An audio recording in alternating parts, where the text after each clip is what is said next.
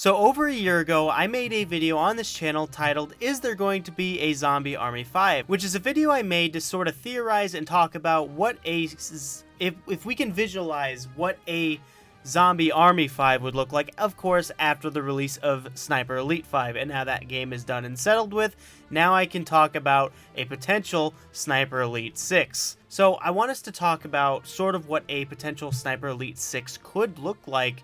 And this is going to be another sort of theory-based video. This isn't really on concrete evidence sort of thing, because we don't even know if a Sniper Elite 6 is ever going to exist. There's zero confirmation, but like 100% bias. So just bear that in mind. This is an opinion-based video, and it's just going to be sort of just shooting the crap, you know? So this is a long-running series that dates back to the good old year of 2005. And there's been a lot of innovation in the series since the first game, but it still seems like there is so much more that can be done. So I wanted to discuss and take a look at the possible outcome of what we could be looking at in a future game titled Sniper Elite 6. So up to this point in the series, we've had 5 games in the main series, and we fought at least 3 different factions. The Germans, the Italians, and I'll give you a second to guess who the third one was.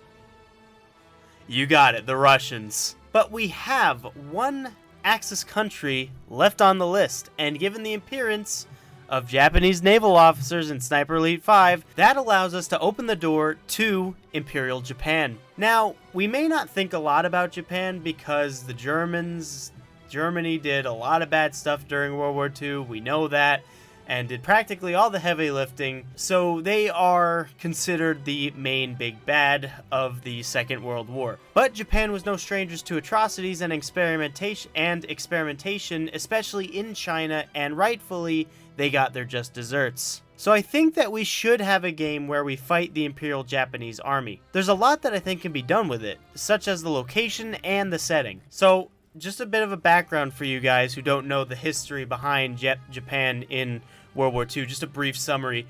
Japan fought their war in mainland China and also the various islands like the Philippines and the Dutch East Indies, as well as some land in Burma and French Indochina. I think that, yeah, on the surface there is practically no game here, but keep in mind that Sniper Elite 3 took place in North Africa. Imagine what you could do with a game set in these islands, especially the jungle parts. Now, there weren't too many games I played where you fought the Japanese when I was growing up as a kid. I played sort of M-rated PS2 games, war games sometimes, which included Medal of Honor Frontline, but that was with the Germans. Sure, there was COD World at War in 2008, but when I was a kid, there was one other game. Medal of Honor Rising Sun. Rising Sun had a few good ideas and settings put into place, especially in the opening mission where you are a Marine stationed at Pearl Harbor. Now, it wouldn't really make sense to put Carl in Pearl Harbor, but we could probably place him down somewhere in some sort of Japanese naval battle with the United States. I don't know about you guys, but I kind of love the idea of being Carl Fairburn and sniping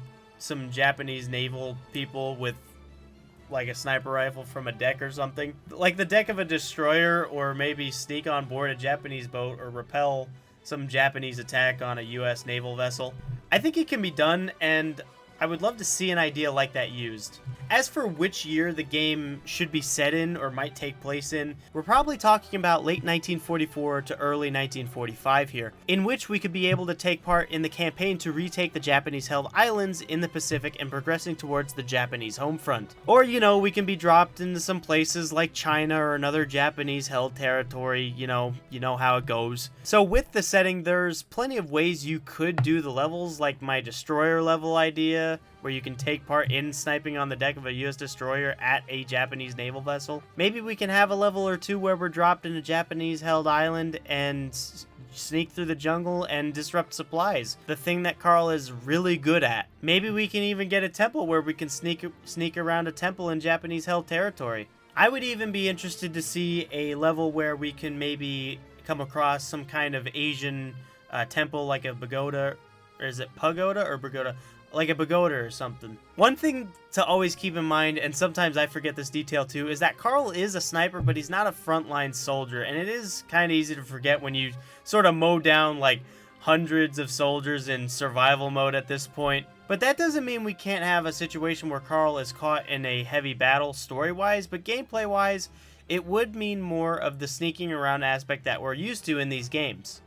So what do we do about a story where the game is set in the Pacific Theater? It's like I stated earlier, Japan is not a stranger to experiments and atrocities, but it seems like all the experiments late war that they came up with was just new ways to delete themselves while hoping to take a few US Marines with them. The crux of a Sniper Elite story for the last 3 games at least has always involved blowing up some kind of wonder weapon, but if we're talking about real life Japan, Japan wasn't as focused on wonder weapons in World War II like Germany was. However, the one thing that the Japanese had a claim on was that they had a good navy. The biggest ship they had was the Yamato. If you guys know anything about history, you know who or what the Yamato is. Maybe near the end of the game we can have a mission where we blow up the Yamato or help sink it or do something on it. The story doesn't need to be anything special. It never really is in a Sniper Elite game. Just fighting a different army in a different theater would be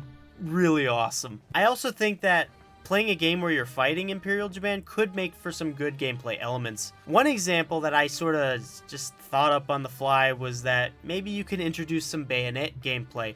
You know, bayonets, the long knives that you would put on the end of your rifle and then charge right at a guy with. So maybe you can introduce some bayonet gameplay here. Maybe as a customization option on your rifle, and you could do like a special melee attack when you get close to somebody, or vice versa, they can try and attack you with it.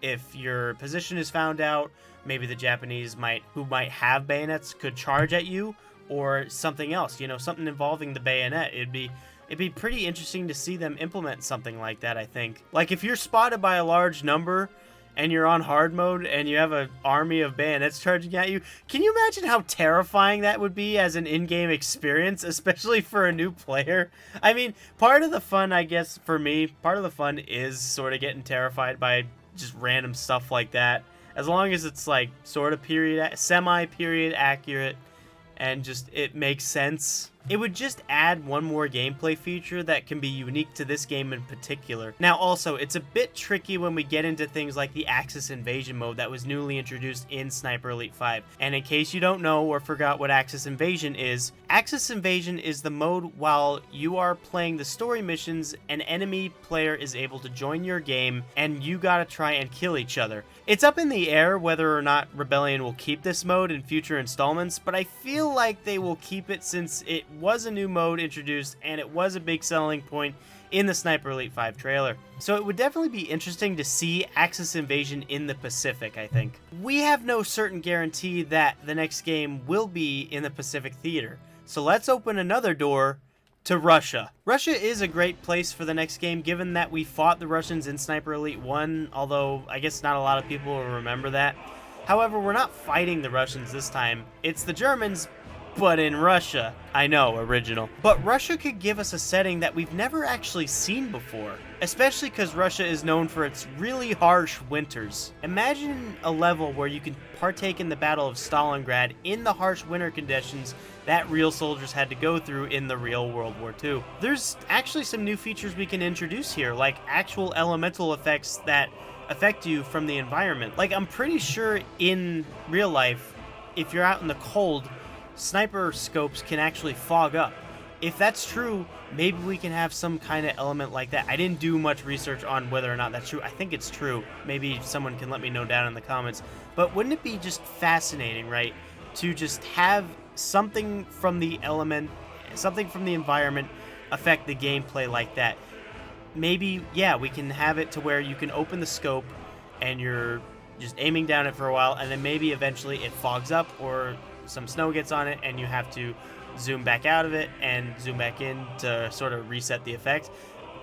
It's not perfect, but I just love little details in games like that. I'd really love to see that. I think it would be cool. And then maybe you can even have environmental things like snowstorms, like just that come in occasionally and then pass.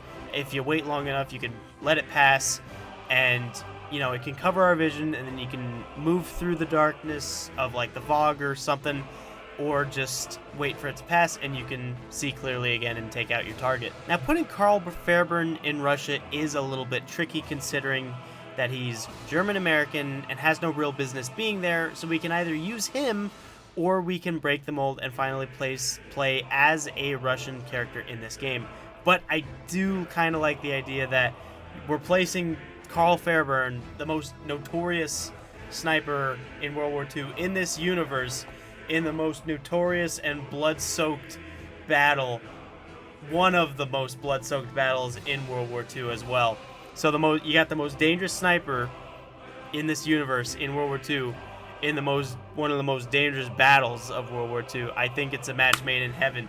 But if we can't put him in there, maybe we can put a in-universe notorious sniper elite Russian character in there, and then we can do it that way. Let's sort of see as the sort of sniper elite brain trust. Let's get our minds together and let's think about what could a Sniper Elite 6 do better that the series previously hasn't done. I'd love to know your guys' thoughts, and I will leave that there. Thank you everybody so much for watching. I hope you enjoyed, and I'll talk to you in the next one. Take care, stay safe, and I'll talk to you later.